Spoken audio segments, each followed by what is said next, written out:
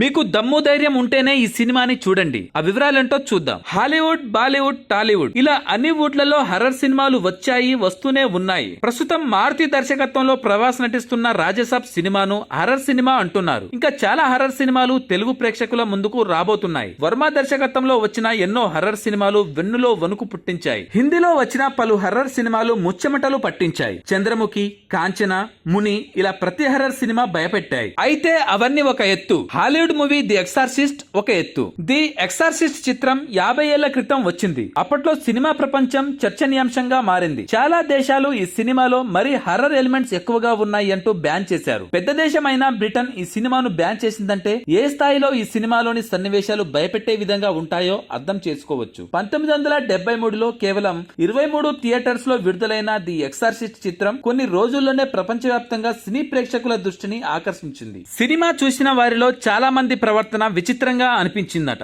కొందరు థియేటర్ లోనే వాంతులు చేసుకోవడంతో పాటు కొందరు సినిమా మధ్యలో ఉండగానే తలుపులు బద్దలు కొట్టుకొని బయటికి వెళ్లిపోయారట. కొందరు సినిమా పూర్తిగా చూసి బయటకు వచ్చిన తర్వాత కొన్నాళ్ల పాటు పిచ్చి పిచ్చిగా మాట్లాడటం, సంబంధం లేకుండా ప్రవర్తించడం చేసేవారంట. అంతటి హర్రర్ కాన్సెప్ట్ చిత్రం ఇప్పుడు కొత్తగా అమెజాన్ ప్రైమ్ కి వచ్చింది. 4K అల్ట్రా హెచ్డి టెక్నాలజీతో ది ఎక్సార్సిస్ట్ అమెజాన్ ప్రైమ్ లో అందుబాటులో ఉంది. గతంతో పోల్చితే ఇప్పుడు పిక్చర్ క్వాలిటీ, సౌండ్ క్వాలిటీ మరింత బాగుంది అంటూ సినిమా చూసిన వారు కొందరు నెట్టింట కామెంట్స్ చేస్తున్నారు. ప్రస్తుతం అమెజాన్ ప్రైమ్ లో రెంట్కి అందుబాటులో ఉన్న ఈ సినిమాను చూడాలి అంటే ఖచ్చితంగా దమ్ము ధైర్యం ఉండాల్సిన అవసరం ఉంది. ఏ మాత్రం వీక్ హార్ట్ వాళ్ళు అయినా ఒంటరిగా సినిమా చూసినా ప్రాణాలకే ప్రమాదం అంటూ సినిమాను చూసిన వారు కొందరు అభిప్రాయం వ్యక్తం చేస్తున్నారు. ఇలాంటి అత్యంత భయానక హర్రర్ మూవీని చూడాల్సిన అవసరం ఉందా అంటే ఉందనే చాలా మంది అంటారు. భయపడుతూ సినిమా చూడటం ఇష్టపడే వారు చాలా మంది ఉంటారు. వారి కోసం ఈ cinema full meals. Thanks for watching.